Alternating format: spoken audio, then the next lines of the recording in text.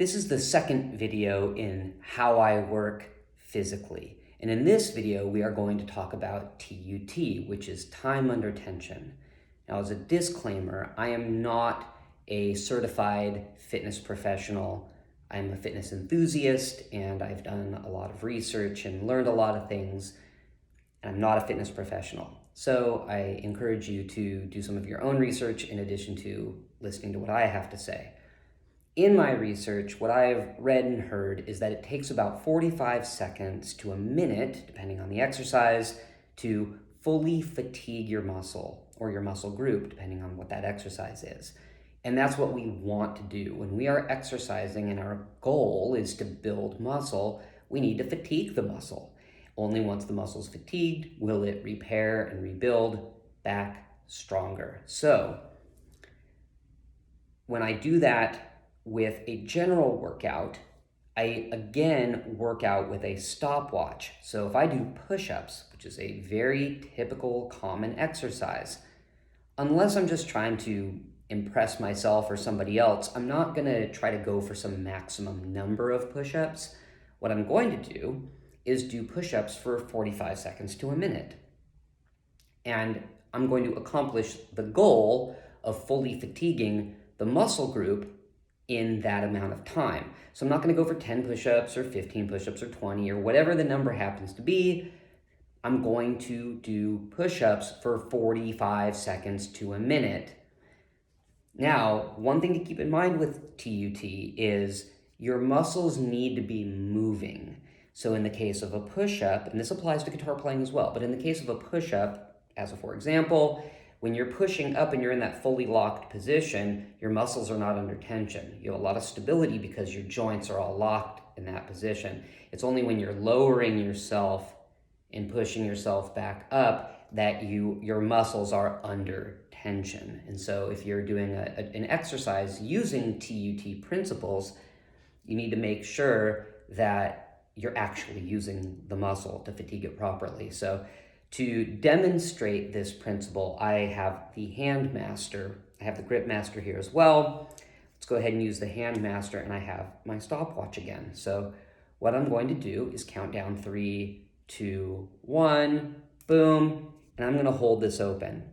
Now, when I'm doing an exercise or when I'm exercising for the day using TUT, I'll generally just click go and let the stopwatch run and work out for 45 seconds, fatigue a muscle group, do an exercise for 45 seconds, and then stop and rest and do something else. It'll take me about 30 seconds to 45 seconds to prepare and do the next exercise, and I'll do that for 45 seconds. And then I'll come back to this later. It's not like HIIT where you're just doing 30 seconds on, 30 seconds off, 30 seconds on. It's like, no, you're gonna do this and fully fatigue it. So we're at 40 seconds, 1, 2, 3, 4, 5. Okay, I'm just gonna go for 45 to show you the example.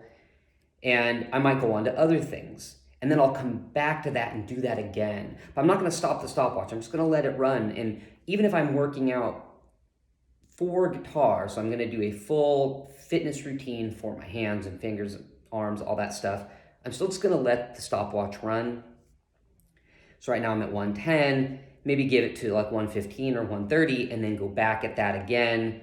So just for the sake of the example, I'm at 120, I'm just gonna go right into it. That's enough of a rest. And, I'm making sure to do as much as I can. Now I could do that, or I could do this. If I'm gonna go out and back in, I need to recognize there might be moments there where I'm not fully under tension the way that I was if I was just holding it the whole time. I'm definitely still I'm still fatiguing and using those muscles, those extensor muscles to open the hand. So I started at 120 and I'm only at 150. So I've got another 15 seconds or so, and then I'll call it done with that example. You don't have to move your arm the way that I'm moving my arm. You can keep it still. All right, so about 50 seconds there. I'm gonna go ahead and stop and rest.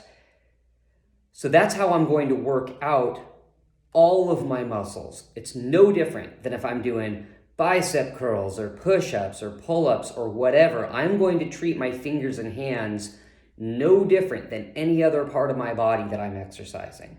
So I'm going to use the exact same workout principles. Now, how can I do that with guitar? Well, let's say that when you're learning something with guitar, there's not only a physical component that needs to be built and conditioned, there's a neural network in your brain that needs to get built, formed, grow, connect as well. So if you're doing something like playing,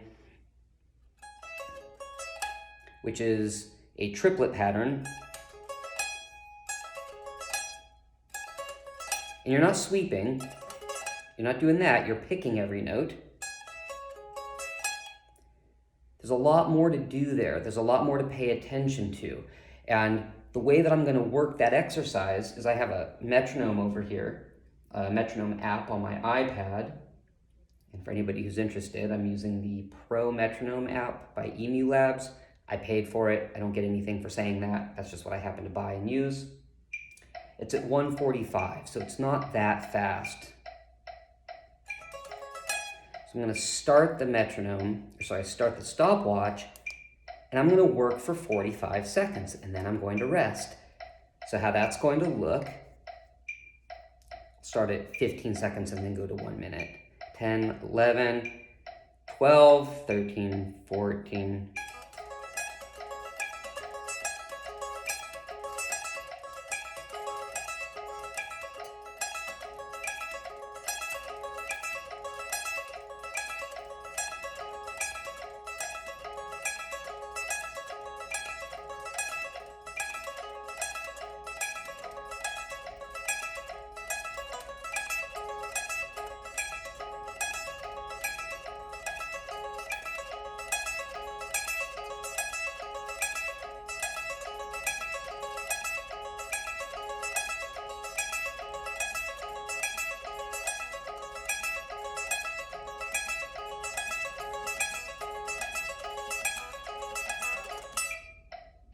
and then stop. And if I wasn't recording a video, I was actually practicing, I would just let the stopwatch go, I would let the metronome go, and I would rest for about 45 seconds. And I would do it for another 45 seconds. And only when I was at a point where I could execute that flawlessly, I'm going to go to the metronome and speed up the metronome, and not by a lot. And by doing this, I have been able to increase the speed at which I can play significantly faster than if I just sat down with the guitar, even with a metronome. But by using 45 seconds on, 45 seconds off, or a minute off, 45 seconds on, 45 seconds to a minute off, in the same session, I'm able to increase the tempo at which I can execute the part at. And when we're doing this, the last thing I'll say is in closing is we don't just want to flail. It's not HIIT, not that we want to flail there either. But when we're using TUT, we really want to pay attention to our form and make sure that we are executing perfectly. And notice if there's any breakdown in our playing and deal with that before we get any faster in our tempo. And we'll see you on the next video.